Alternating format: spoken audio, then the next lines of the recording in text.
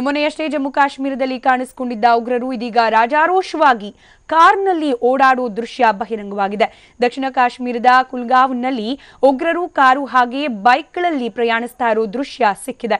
ಕೈಯಲ್ಲಿ ಅತ್ಯಾಧುನಿಕ ಶಸ್ತ್ರಾಸ್ತ್ರಗಳನ್ನು ಹಿಡಿದುಕೊಂಡ ಯೋಧರು ಕಿರುಚಾಡ್ತಾ ರ್ಯಾಲಿ ನಡೆಸಿದ್ದಾರೆ.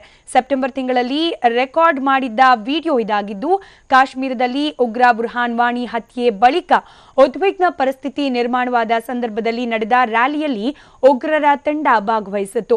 ಕೈಯಲ್ಲಿ AK-47 ನಂತಹ ಮಾರಕ ಅಸ್ತ್ರಗಳನ್ನು ಹಿಡಿದುಕೊಂಡೇ ಉಗ್ರರು ಇತರೆ ಪ್ರತಿಭಟನಾಕಾರರ ನಡುವೆ ಮೆರವಣಿಗೆಯಲ್ಲಿ ತೆರಳಿದ್ರು.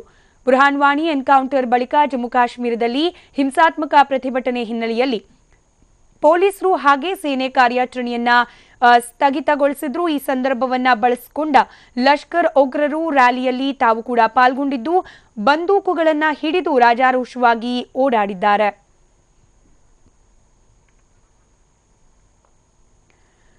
ಒಂದ್ ಕಡೆ ಜಮ್ಮು ಕಾಶ್ಮೀರ ಹಾಗೆ ಗಡಿ ಭಾಗದಲ್ಲಿ ಉಗ್ರರ ಉಪಟಳ ಮುಂದುವರೆದಿರುವ ಬೆನ್ನಲ್ಲೇ ಸೆಪ್ಟೆಂಬರ್ ತಿಂಗಳಲ್ಲಿ ಒಂದು ದೃಶ್ಯ ಏನು ಚಿತ್ರೀಕರಿಸಲಾಗಿತ್ತು, ಅದು ಈಗ ಲಭ್ಯವಾಗಿರೋದು.